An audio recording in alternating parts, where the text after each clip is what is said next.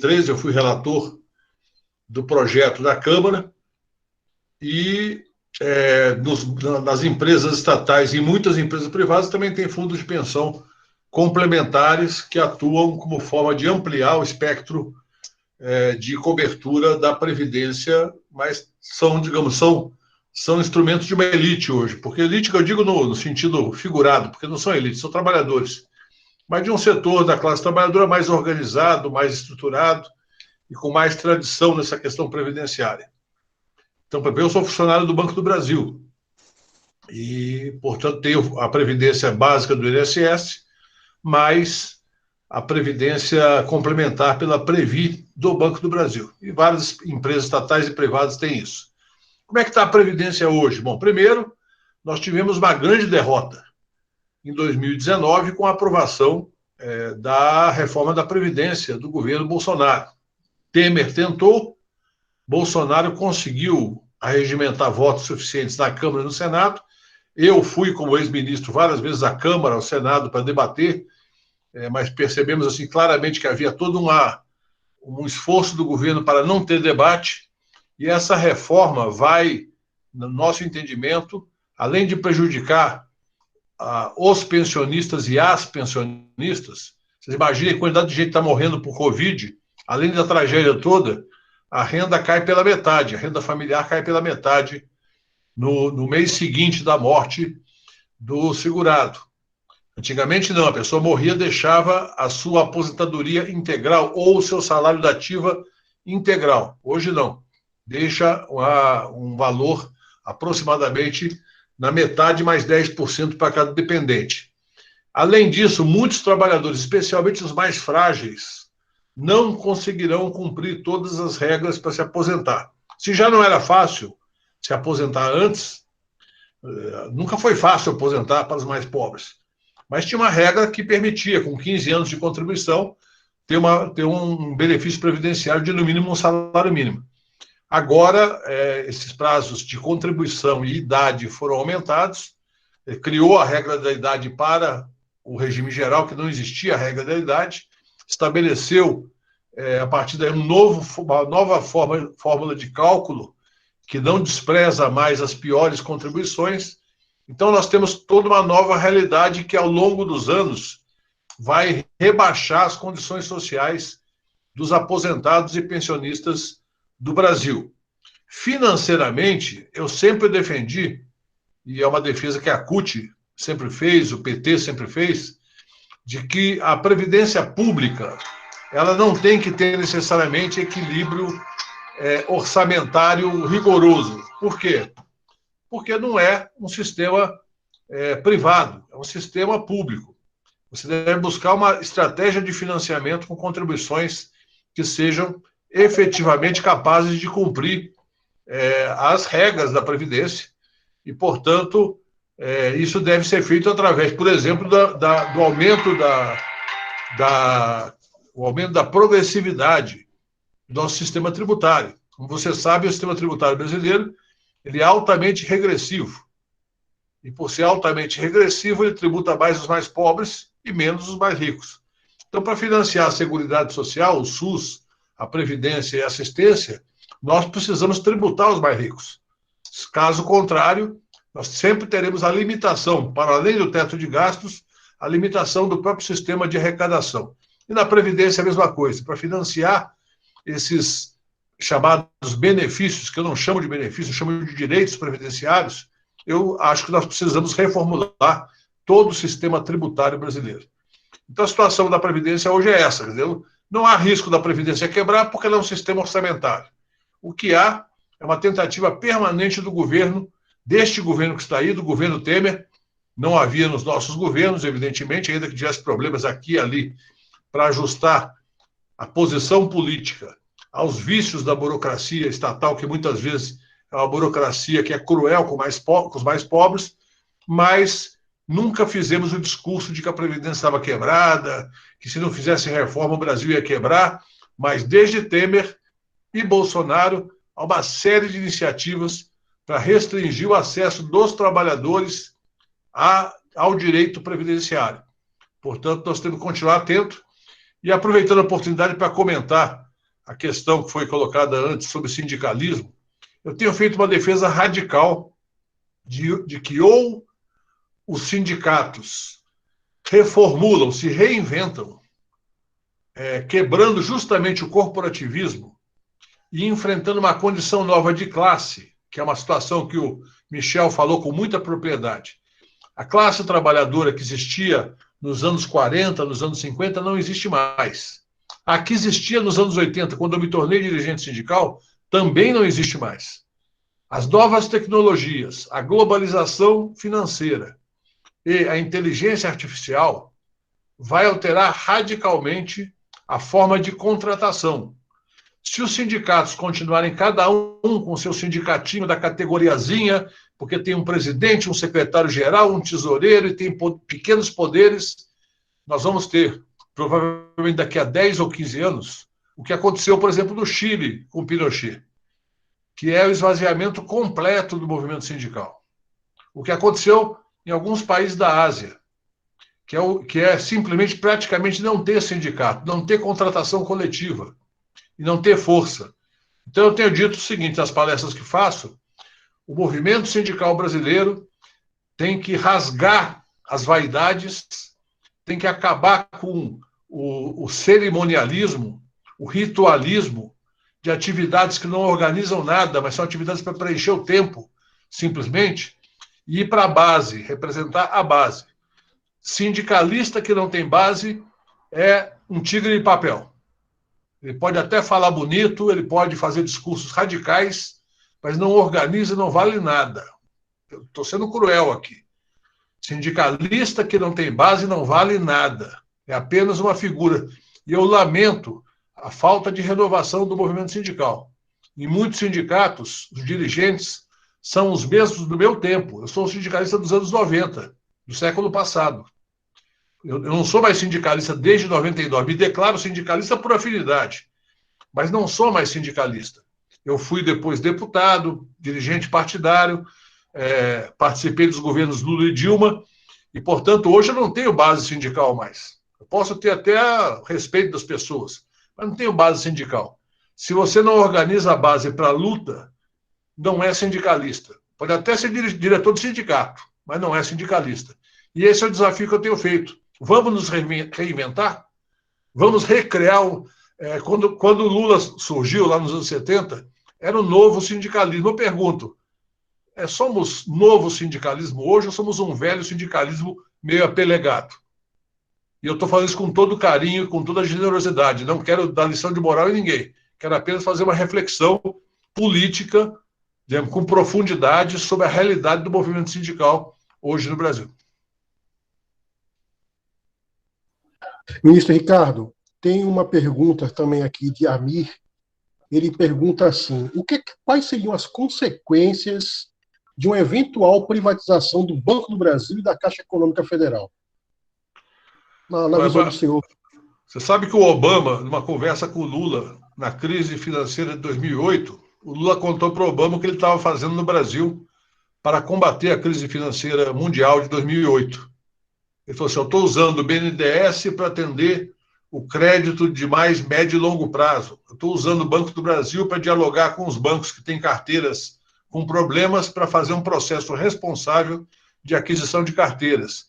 A Caixa Econômica Federal está estabelecendo linhas de crédito para as pequenas e microempresas para garantir um fôlego para as pequenas e microempresas.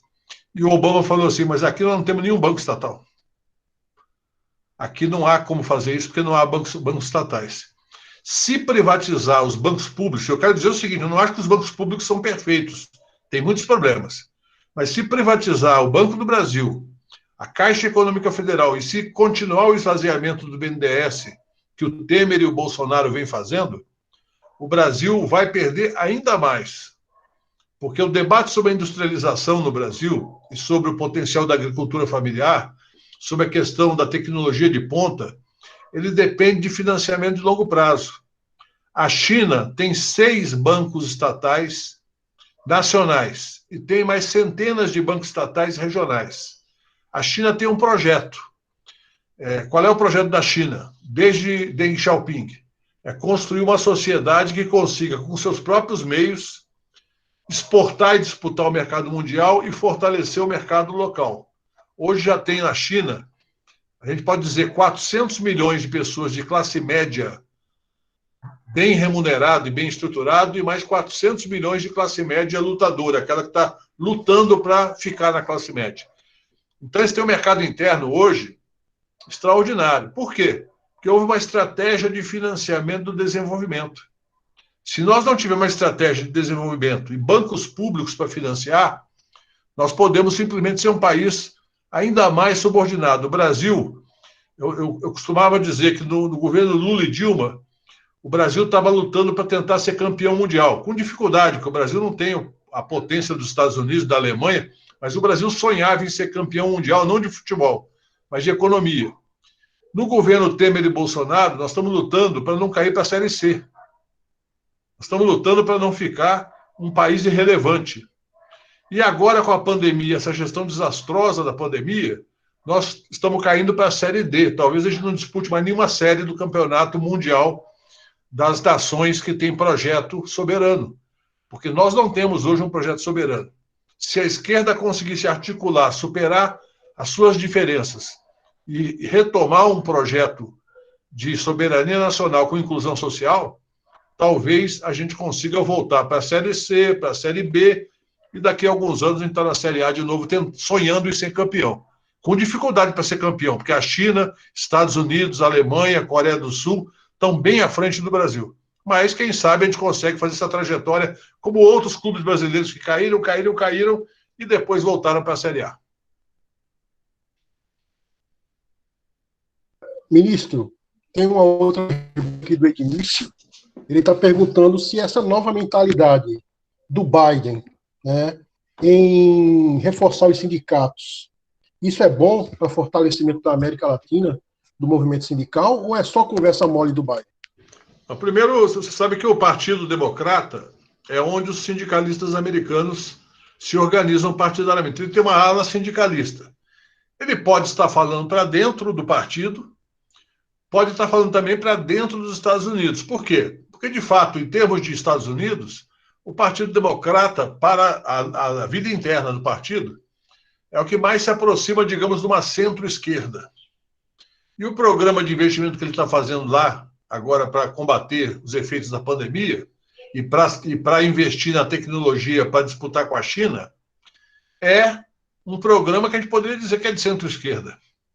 O discurso que ele fez sobre a sindicalização, acho que, se não me engano, na Google ou na Amazon, uma das empresas estava reprimindo a sindicalização, e ele fez um discurso falando claramente, assim, ó, quem reprimir a sindicalização está contra o nosso governo, está contra a nossa visão de como que... Ele usa até uma frase: quem construiu os Estados Unidos não foi o grande capital, não foi o Wall Street. Quem construiu os Estados Unidos, sua classe média, foi o sindicalismo norte-americano. Uma frase forte. Então, quando ele fala isso, ele está falando para dentro. Para o Brasil, vou falar com toda sinceridade, para o Brasil, republicano ou democrata não faz muita diferença, porque eles são imperialistas, ambos são imperialistas. A diferença é que os democratas têm mais preocupação com direitos humanos, a questão ambiental, isso é importante.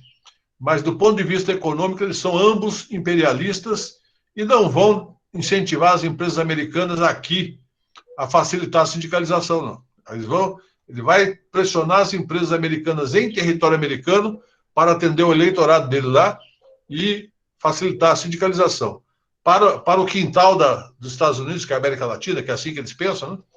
Eles vão seguramente continuar tratando como um lugar para ganhar dinheiro e onde não deve haver soberania nem projetos de potência. O Brasil chegou a ser, com pré-sal, com BRICS, chegou a ser, digamos, um projeto de potência. E deu no que deu. No governo Obama, começou a articulação do golpe contra Dilma. Portanto, eu não me iludo com democratas norte-americanos, embora eu acho que o discurso deles é melhor do que o dos republicanos. Mas é para dentro, é para o povo americano e não para nós. Perfeito, perfeito. Obrigado. Tem uma pergunta aqui do Dr. Francisco, né, Francisco Manhãs Castro, que ele está perguntando assim, para os dois, tanto para o senhor ministro como para o Michel Zaidan: como salvar o Brasil? nesse caso? Aí o senhor responde e depois o professor Michel dá a Michel, sequência. responde aí que eu vou pensar um pouquinho enquanto você responde. Abre o microfone, professor. Abre o microfone, Michel. Isso. O Brasil é um país grande, tem uma população enorme, é o seu principal ativo, diga-se de passagem. Se fosse feito como foi feito na China, de integrar essa população brasileira ao mercado interno, o Brasil seria uma potência mundial. A China tem 2 bilhões de habitantes. Está conseguindo integrar, digamos, 800 milhões. É uma revolução fora do comum. Imagina que é 800 milhões integrados ao mercado interno. Se nós conseguíssemos integrar uma parte dessa nossa população através de uma política de renda e de emprego e outros insumos, nós seríamos uma grande potência, uma potência regional fora do comum, que iria inclusive ajudar os demais países vizinhos, entendeu? Então, é preciso recuperar um projeto de nação, isso aí eu não tenho dúvida nenhuma. De nação, de soberania, né? Um projeto de desenvolvimento econômico autônomo, né? Um pouco a política, inclusive externa do governo Lula, né? Uma política independente, uma solidária, né? Propositiva, uma política de quem quer ser um jogador global, né? Uma pessoa para ter um protagonismo global, né? Inclusive oferecendo recursos para a integração latino-americana, como foi feito aqui durante o Mercosul. Né? É assim que se levanta uma nação. Agora, acho que a curto prazo, a primeira coisa que tem que se fazer é tirar esse presidente da República. Né? Eu não tenho a menor dúvida de que a salvação do Brasil passa pelo afastamento do presidente da República. Né? E motivos não faltam. Para isso não faltam, não. Não é, né? Tinha uns 60 pedidos de impeachment, deve ter mais agora, provavelmente. Houve muita ameaça de se abrir esse processo, mas nunca se fez, porque eu acho que se chantageava, na verdade. Mas é preciso notar, muitas vezes, o presidente cai pelas suas contradições internas. Não é uma coisa externa que vai derrubá-lo. E este presidente, ele é suficientemente errático nas suas medidas para provocar muitas fissuras, insatisfações, não é? E contradições no seu próprio bloco de aliados. Há pouco nós vimos uma carta dos bancos, das empresas, criticando o governo, não é? Pela sua condução da política contra o Covid-19. Né? Provavelmente, essa tragédia sanitária humana que nós estamos assistindo será um dos grandes passivos desse governo. Ninguém pode, em sã consciência, achar que isso é obra de Deus, do pecado original, seja lá de onde for. Todo mundo sabe que isso tem a ver diretamente com as responsabilidades públicas do Estado brasileiro em combater essa pandemia. Há recursos suficientes para isso, não é? Se não fossem esvaziadas as políticas públicas e o próprio sistema de saúde, que agora é quem está realmente dando respostas ao combate com o Covid. Né? Agora, é importante também que acho que a comunidade política internacional tome uma posição diante do que está se passando no Brasil. Não é? Indiretamente, ela pode contribuir para a deterioração da governabilidade desse governo, que já é ruim, diga-se de passagem. Outra coisa que é histórica no Brasil é o apoio do legislativo. Nunca vi um legislativo tão infiel, tão inconstante, tão fraco como esse, em razão da crise de representação política que nós vivemos nesse país. É um partido, é um legislativo que é composto de partidos fantasmagóricos, são mais de 30 partidos, com uma bancada evangélica enorme dentro do Congresso Nacional, e que negocia através de líderes, apoios aos governos de plantão. Então, a qualquer momento, essa posição de apoio muda, ela pode mudar. O problema do presidencialismo no Brasil é que a governabilidade do presidente depende do humor, dos interesses, do estado de ânimo do poder legislativo, que, como é um poder que vive em crise de representação, ele é suscetível de mudar mesmo. Então, isso já aconteceu no Brasil, isso pode voltar a acontecer com esse presidente da República, e há um fator novo. Queremos ou não queremos? Que é Lula. O fato de Lula estar livre, ter sido absolvido dos processos, estar falando, criticando, propondo, isso é um elemento muito importante nessa disputa, digamos assim, política que nós estamos vivendo no Brasil. Né? Eu não tenho dúvida nenhuma disso. De que, de uma ou de outra maneira, esse presidente da República ele vai ser forçado a mudar, a corrigir, né, a fazer concessões na maneira como ele conduz o país, em razão dessa oposição propositiva e popular que representa o presidente Lula. Há outro problema também, que é o problema federativo no Brasil. Esse é um problema grave. Este governo, ele quer desmontar, acabar com a Federação Brasileira. Naturalmente que os governadores e os prefeitos são muito ciosos da sua autonomia administrativa, da sua autonomia financeira. Eles não querem, naturalmente, abrir mão do poder que eles têm nas suas entidades subnacionais. E este presidente, ele confronta, ele ameaça efetivamente esse Estado federativo que nós temos no Brasil, que não é um dos melhores, não. Essa é uma federação claudicante, essa que nós temos. Mas é uma federação, né? E que agora está tendo um papel político muito importante. Porque se não fosse a autonomia dos prefeitos e governadores, acho que o povo já tinha morrido há muito tempo. Porque quem é a favor da vacina, quem é a favor do isolamento social, do lockdown, são prefeitos e governadores. Não é? Outro ponto importante é o judiciário. Aí sim. Aí sim, né? O judiciário brasileiro passou por um processo de politização. Não é? E uma politização que, ao invés de ter sido boa, foi má. Porque teve juízes que vestiu a camisa do impeachment da Dilma. Gente que participou de passeatas a favor do impedimento do presidente Dilma.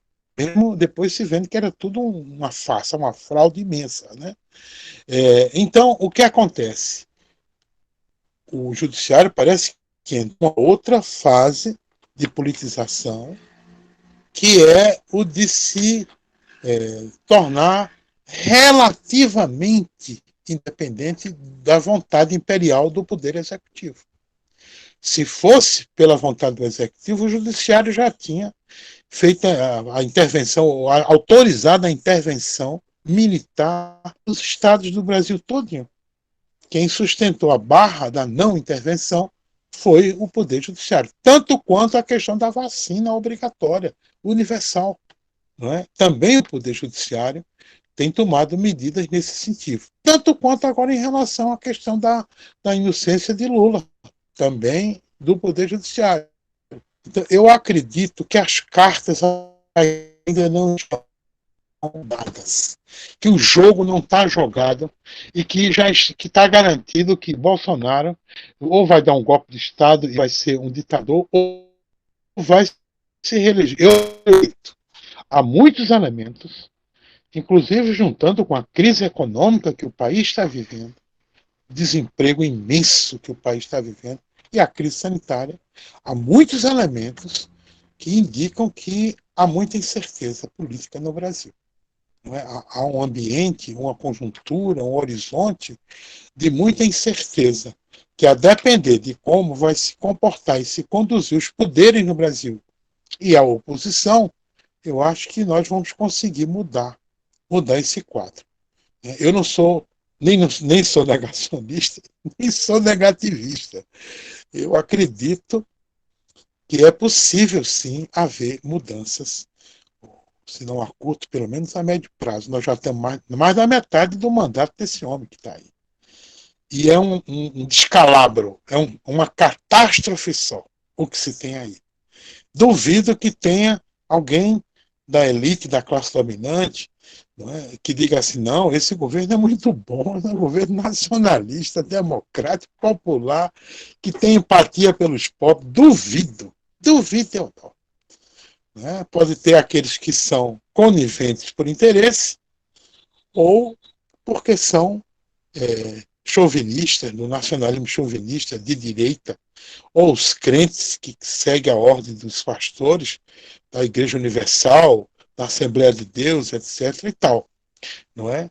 Mas grande parte não falo nem da população brasileira, mas da elite que pensa nesse país, que tem muitos interesses a serem prejudicados pela condução da política econômica desse país, tem muita gente que já começa realmente a se afastar do governo ruidoso do seu Jair Messias Bolsonaro. Certo?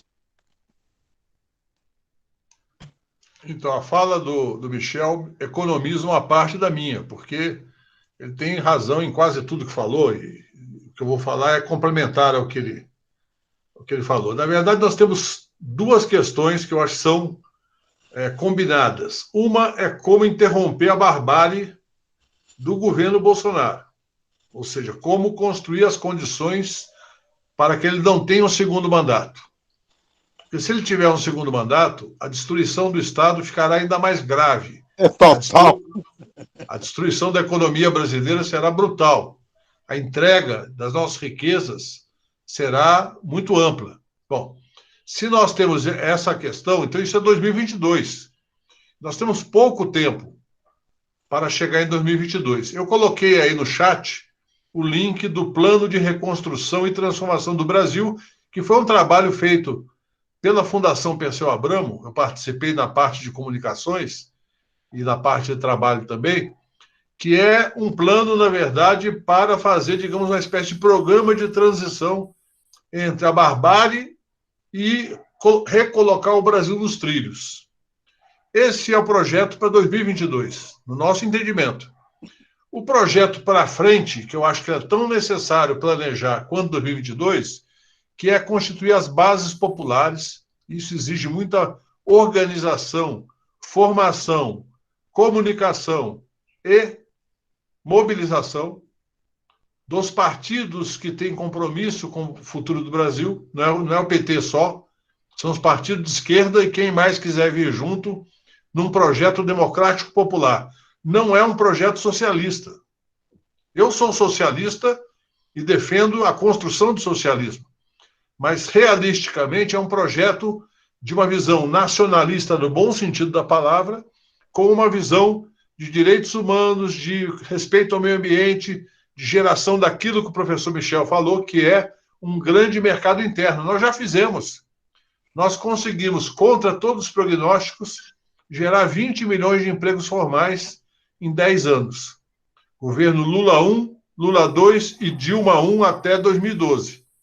Foram 20 milhões de empregos formais, fora os empregos informais que foram gerados por conta de atividades não formalizadas. Então, é possível.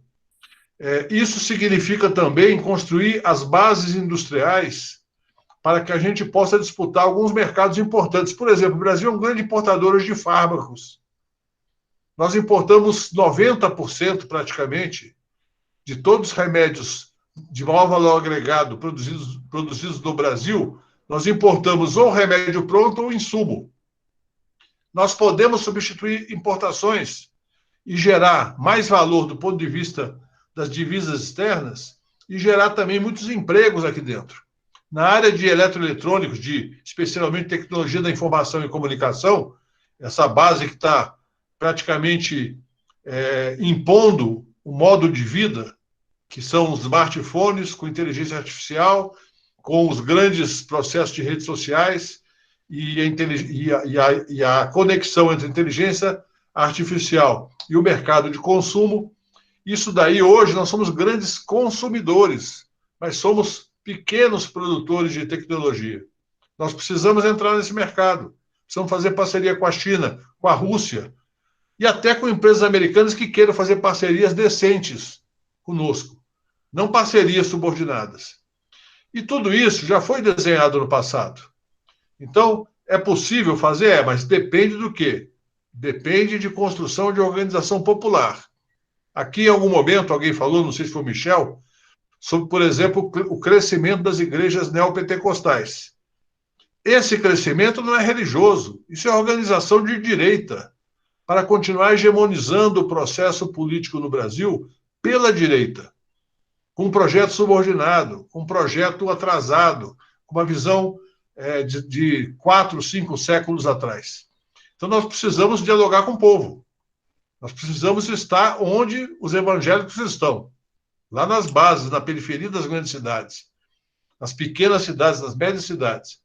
E isso daí se faz, evidentemente, com muito trabalho político.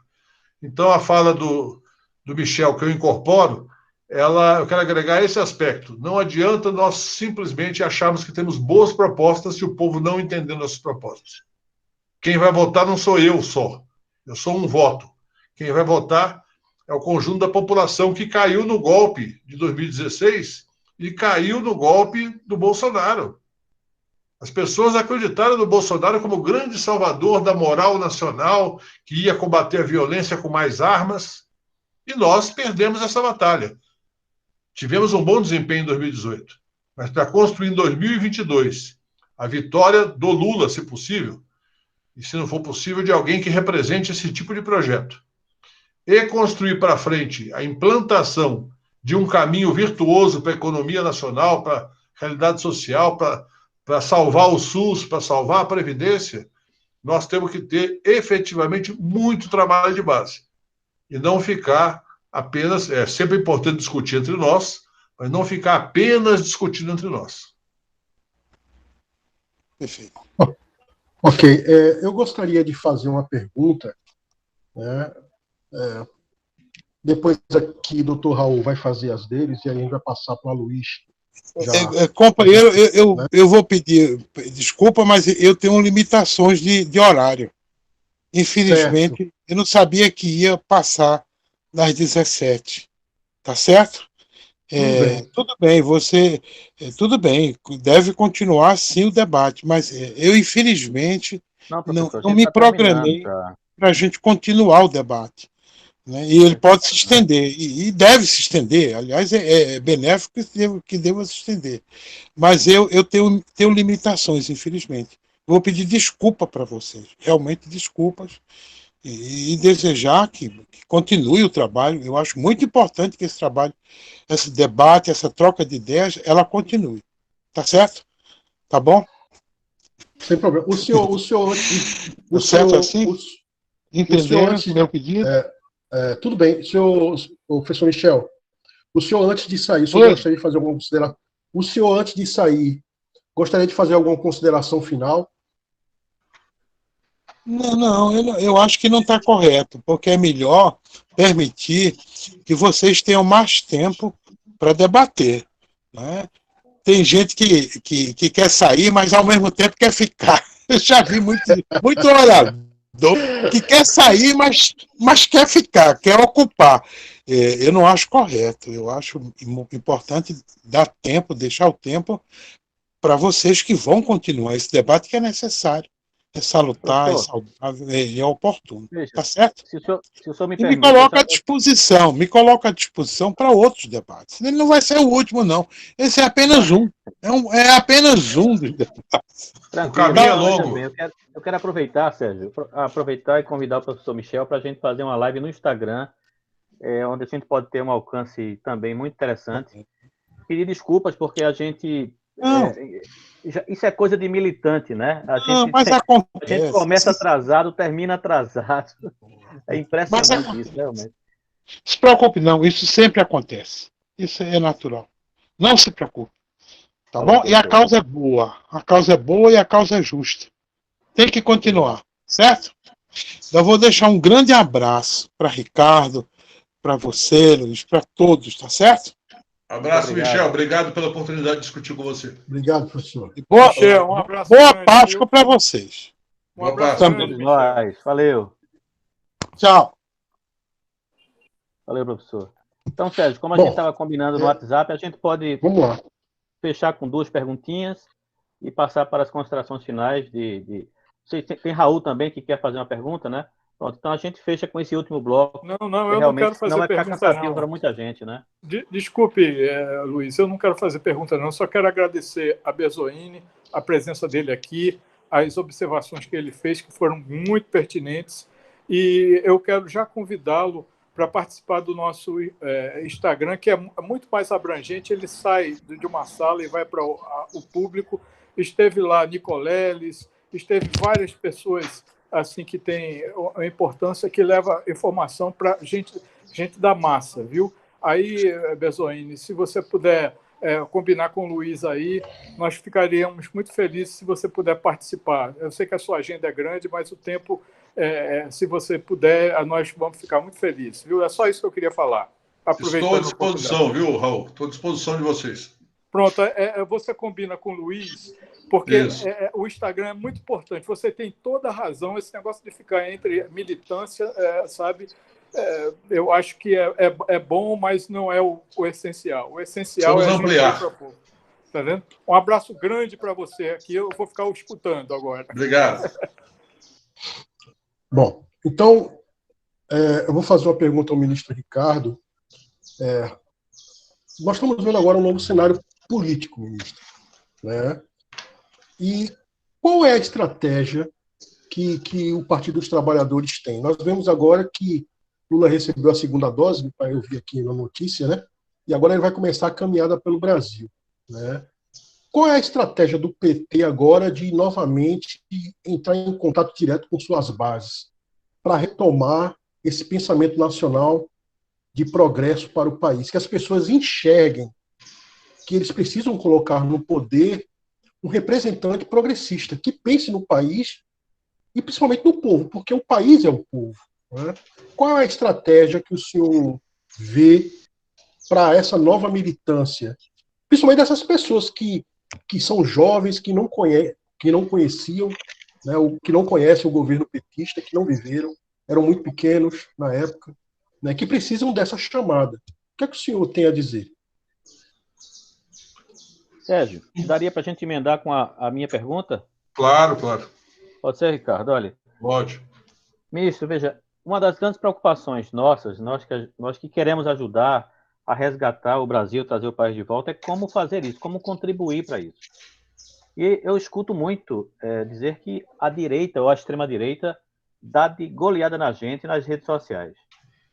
A minha provocação é nesse sentido. O que está faltando para o campo democrático, né, para a gente se tornar mais ativo, para a gente formar mais opinião, chegar a mais gente, né? Porque como é que um cara que deixa morrer tanta gente, destrói a economia, tira a esperança de tantos jovens e consegue manter uma popularidade ali via WhatsApp de 30%, oscila um pouco para baixo, mas sempre dentro dessa faixa? Eu queria entender isso e como é que a gente responde a isso.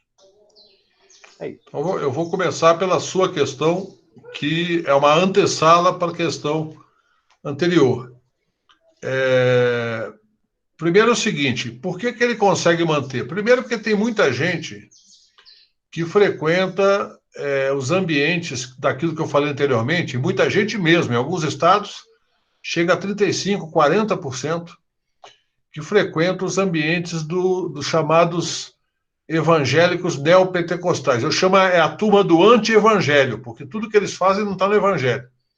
Tudo que eles fazem está, na verdade, nos manuais do fascismo, no Steve Bannon e outros que são, digamos, coordenadores dessa nova direita mundial. E o segundo motivo é que eles mentem o tempo todo. Eles falam de nós coisas que nunca praticamos. Eles falam de nós absurdos do ponto de vista da história. Eles falsificam a história o tempo todo para tentar manter esse chamado gado, né, fiel e capaz de renovar os votos em Bolsonaro em 2022. Então, eu estou convencido que, se nós não fizermos uma disputa também física, presencial, dificultada hoje pela pandemia, mas apostando, quem sabe, até o final do ano a gente possa estar numa situação um pouco menos dramática e poder, com bastante gente vacinada, poder frequentar um pouco mais os ambientes públicos, a gente possa fazer essa disputa. Mas, ao mesmo tempo, não podemos deixar de fazer nas redes sociais. E as redes sociais têm um problema. Como é que nós vamos fazer? Nós vamos mentir também, não? Porque a mentira, às vezes, para efeito de fofoca, ela tem mais valor do que a verdade. Então, quando você faz um ataque ao adversário, ele tem mais apelo do que uma afirmação, digamos, generosa e de baixo teor de agressividade, especialmente nas redes sociais. Isso já tem estudo sobre isso, não é uma impressão apenas. A detração, né, o chamado que chama nas redes sociais de lacrar contra o seu oponente, tem muito mais audiência do que uma frase bem construída, argumentativa. Então é um problema. Eu participei de um esforço do setorial de TI do PT para que a gente use inteligência artificial sem manipulação, ou seja, inteligência artificial para o bem, para identificar os movimentos de difamação e de disseminação de mentiras, e a partir dessa identificação fazer as vacinas. Porque se não tiver isso, nós podemos até, por exemplo, estar liderando as pesquisas até 5 dias antes da eleição, e eles fazem um bombardeio via WhatsApp, que é subterrâneo, né, porque o WhatsApp você não consegue detectar, e nós perdemos a eleição por conta de uma onda brutal de mentiras que chegue até a população. Por isso que eu aposto que tem que combinar rede social com o trabalho presencial. É claro que a sociedade pode até se mover para impedir o Bolsonaro de ser reeleito e conferir, até quem não gosta do PT, conferir o mandato a Lula. Agora, o problema nosso não é só ganhar, é ganhar e governar. E governar significa implantar as medidas que o Brasil precisa, muitas das quais são contrárias aos interesses de setores do sistema financeiro, setores da indústria nacional que cada vez estão mais subordinados às grandes cadeias de produção mundial, o agronegócio, esse setor evangélico que não é fraco. Evangélico, existem os bons evangélicos, e existem os evangélicos do dízimo. Então, eu defendo o seguinte, e tenho defendido, na medida das minhas possibilidades, ajudado a implantar. Eu defendo que o PT tenha um diagnóstico territorial claro de cada... Em Pernambuco, nós precisamos saber, por exemplo, qual vai ser a dinâmica do PSB, que governa o Estado, já foi nosso parceiro em várias eleições, mas tivemos um estremecimento quando Eduardo Campos saiu candidato. Lamentavelmente ocorreu aquele acidente, ele faleceu, mas ali houve um ensaio de ruptura. E depois tivemos dificuldade nas últimas eleições em Recife, de relacionamento entre a nossa candidatura e a candidatura, e foi da parte principalmente deles, né? Mas não quero aqui colocar esse assunto regional como ponto de discórdia aqui, mas quero dizer que o PSB tem um papel importante em vários estados. O PDT tem um projeto para eleger Ciro Gomes, mas será que a base do PDT vai até o final, considerando que o Ciro está fazendo alianças à direita agora, está tentando fazer um movimento à direita para poder demarcar e disputar com o PT? Qual vai ser o papel do PCdoB nessas eleições? E mais do que isso, para ganhar a eleição, nós vamos ter que descolar setores do bolsonarismo. Não são bolsonaristas, são setores que hoje estão na base do Bolsonaro para ganhar. Então nós temos que fazer essa disputa a partir do quê? Do conteúdo. Respondendo a primeira pergunta, como é que a gente faz? Qual a estratégia? A estratégia, primeiro, nós temos que debater os rumos do país. Nós temos que fazer esse assunto se tornar popular. Nós temos que deixar claro que não é só a questão da pandemia que foi uma tragédia. Mas a economia brasileira estava indo para o buraco antes da pandemia. E a pandemia só piorou as coisas. Então, essa é a estratégia que nós temos que ter. Claro, tem uma estratégia de superestrutura, que são as alianças com os partidos, discutir as possibilidades de alianças regionais. Eu lembro que na eleição de 2002, o PMDB apoiou o Serra, mas várias lideranças do PMDB regionais apoiaram Lula de olho num governo que retomasse o crescimento do país. De olho em outras coisas também, porque são partidos que a gente conhece como funcionam, mas de olho no discurso que o Lula fazia, que era popular à época. Então, se nós tivermos a felicidade de ter o Lula como candidato, que tem essa capacidade extraordinária de encantar as pessoas, já é algo extraordinário. Se não for o Lula, porque ainda não está totalmente sacramentada a sua viabilidade eleitoral, eu espero que esteja em breve, Haddad tem condição de cumprir esse papel, não com o brilhantismo do Lula, mas com capacidade, já demonstrou nas últimas eleições que tem perfil e tem, digamos, história para disputar a presidência da República. O importante para nós, do campo progressista, especialmente do meu partido, mas eu nunca coloquei o partido acima dos interesses nacionais, e o PT também nunca se colocou nessa direção. Então, nós precisamos pensar o seguinte, é fazer algo que encante as pessoas, que relembre que no nosso governo, o Brasil andou para frente em todos. Eu sempre digo, eu topo discutir qualquer estatística, de qualquer setor, para mostrar que andou para frente em tudo. Por quê? Porque tinha um time extraordinário de pessoas que tinham compromisso com o país e com o futuro do Brasil. Então, nosso desafio hoje está colocado é exatamente esse. É fazer com que as pessoas saibam o que nós estamos pensando. Quando o Lula dá entrevista para o Reinaldo Azevedo, quando o Lula dá entrevistas para TVs e jornais do exterior, é na tentativa de furar o bloqueio, porque a Rede Globo fez aquele movimento quando teve o julgamento, mas continua ignorando o PT. Para a Rede Globo não existe PT, não existe Lula, e se existe é para criticar.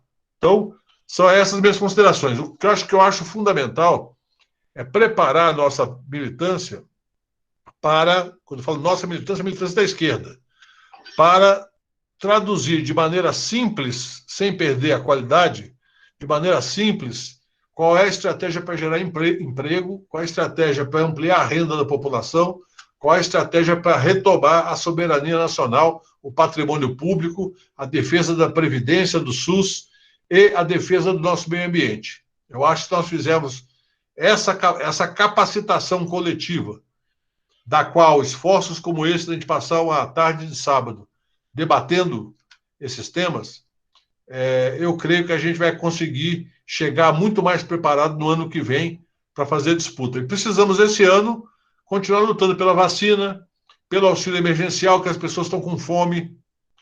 Não é mais uma questão de as pessoas estão comendo mal, não. Tem muita gente sem comida. E se um partido como o nosso, os partidos de esquerda, não se colocarem de maneira cuidadosa, porém assertiva, na rua, quando falo na rua é com máscara, mas nós temos carro de som, nós temos vários instrumentos para ir para as ruas e dizer: exigimos auxílio emergencial de R$600, exigimos vacina já, exigimos que o governo pare de privatizar, porque estão vendendo nossas riquezas. Eu acho que aí nós criamos uma interlocução bastante razoável com a população. Não sei se respondi a todos os questionamentos. Se tiver mais algum, eu fico à disposição ainda. Perfeito. São 17 horas e 29 minutos. Eu acho que podemos fechar por aqui, minha gente. Mais uma vez, agradecendo imensamente. Eu vou começar agradecendo a Dione por ter trazido o professor Michel, agradecendo a Daniel por ter trazido o Ricardo, e dizer que foi um privilégio, né, para esse grupo ter a presença aqui de um ex-deputado federal, um cara que foi ministro, né, e exerceu funções chaves na República Brasileira, né, que dedicou-se em muito a promover desenvolvimento econômico com distribuição de renda, né? Tocou neste debate, neste encontro nosso, em temas fundamentais. E qual é a missão nossa, minha gente? É multiplicar, é levar para fora, é estender essa conversa com outras pessoas, com familiares, com amigos, com colegas de trabalho, ocupar os nossos espaços nas redes sociais.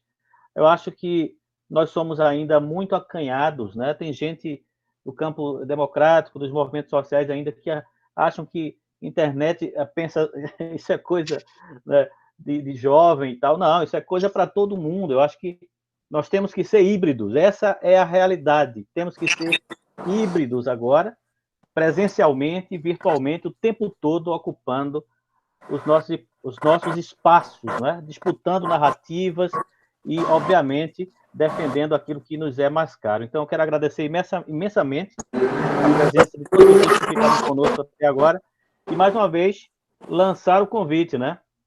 No Instagram, depois a gente conversa no privado, vamos ver se a gente encaixa aí uma agenda, para ver se a gente leva esse recado para mais gente, né? Porque o Brasil merece ser resgatado. A gente merece isso. Precisamos disso. Precisamos. E temos que lutar por isso. Não é isso? Então, gente. Obrigado pelo convite e, mais uma vez, estou à disposição. Um forte abraço a todos. A gente um abraço grande para vocês, viu? Valeu. Um abraço, Ricardo. Olha, se der para todo mundo mostrar o rosto rapidinho para a gente bater uma foto, isso é muito legal, porque depois eu coloco nas redes sociais, tá? Rapidinho. Abram aí a câmera de vocês. Perdemos a cerveja do sábado, mas ganhamos no debate. Mas pode abrir agora a cerveja, não tem problema. Abram a câmera aí rapidinho. É uma vez por mês. Imperdível. E quando passar a pandemia, eu vou tomar uma cerveja em Recife. Opa, venha mesmo. Seja bem-vindo, Ricardo. Venha mesmo. Aí vai ser show. Aí vai ser show. É melhor ainda. Maravilhoso. Valeu. Muito bom. Abraço para todos. Bom domingo para todos. Beijo. Tchau, tchau. Um abração, gente. Um bom descanso, um bom fim de semana. Vai ficar gravado e eu compartilho com vocês. Valeu. Tchau. Gratidão. Tchau.